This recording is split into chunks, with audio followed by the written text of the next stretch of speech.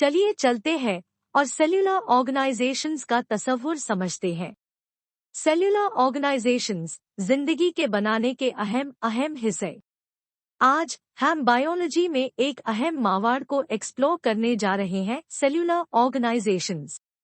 तस्वुर करें कि हर जिंदा मखलूक एक शहर की तरह है और ये शहर सेल्स की बुनियाद पर बनाया गया है। जैसे कि एक शहर के अलग डिस्ट्रिक्ट्स और बिल्डिंग्स हैं जो खास फंक्शंस के लिए है, वैसे ही जिंदा मखलूक भी मुख्तलिफ दर्जात में तरतीब दी गई है, जिन सबको सेल्स की बुनियाद पा बनाया गया है, जो जिंदगी की असल अहम यूनिट है। दो तरह के सेल्स, प्रोकैरियोटिक और यूकैरियोटिक। सबसे पहले चलते हैं सेल्स की बात करें।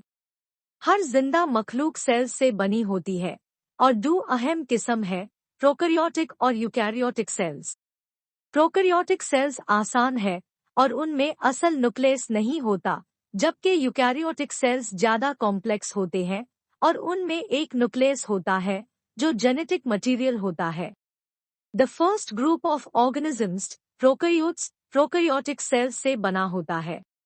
बाकी तमाम ग्रुप्स जैसे कि प्रोटिस्ट्स, फंजाई, प्लांट्स और एनिमल्स यूकैरियोटिक सेल्स से बने होते हैं।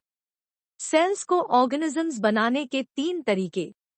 अब चलते हैं देखते हैं कि सेल्स कैसे गैदर हो न्यू ऑर्गेनिजम्स के जिस्म बन सके। सेल्स अपने आप को तीन मेन तरीकों से तरतीब दे सकते हैं।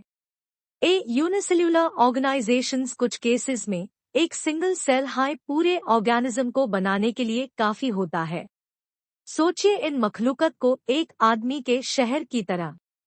ये सिंगल सेल्स तमाम जिंदगी के काम अपनी तरफ से अकेले करते हैं। मिसलेन है अमीबा, पैरामीशियम और Euglena. Colonial organisations. Colonial organisations में बहुत सारी यूनिसेल्यूलर मखलूकत एक ग्रुप के तौर पर रहती है, लेकिन उनमें काम की डिवीजन नहीं होती। हर यूनिसेल्यूलर मखलूक कॉलोनी में अपनी जिंदगी गुजर लेती है और दूसरों पर वाइटल फंक्शंस के लिए नहीं डिपेंड करती। एक अच्छी एग्जाम्पल है वॉलवॉक्स, एक ग्रीन एल्गा जो पानी में रहती है। वॉलवॉक्स की हंड्रेड्स ऑफ सेल्स एक कॉलोनी बनते हैं, लेकिन हर सेल अपनी तरफ से अपना काम करता है। मल्टीसेल्यूलर ऑर्गेनाइजेशन सबसे ज्यादा मुश्किल तरतीब मल्टीसेल्यूलर होती है। यहाँ सेल्स अपने आप को टिश्यूज, ऑर्गन्स और ऑर्गन सिस्टम्स में तरतीब देते हैं, वैसे ही जैसे कि एक शहर में इलाके, बिल्डिंग्स और इंफ्रास्ट्रक्चर होता है। मल्टीसेल्यूलर ऑर्गेनिजम्स में सेल्स मिलकर मुख्तलिफ फंक्शंस को परफॉर्म करने के लिए हमदर्दी से काम करते हैं। फॉर एग्जाम्पल, सोचिए एक मेंढक या एक सारसन का पौधा। 3 मल्टीसेल्यूलर ऑर्गेनिजम्स के एग्जाम्पल्स। चलिए दो मल्टीसेल्यूलर ऑर्गेनिजम्स की मेस्ट तफसील से बात करते हैं। सारसन का पौधा। सारसन का पौधा, जिसे साइंटिफिक तौर ब्रासिका कैम्पेस्ट्रिस के नाम से जाना जाता है, आमतौर पर सर्दी में बोया जाता है और फसल के आखिर में बीज पैदा करता है।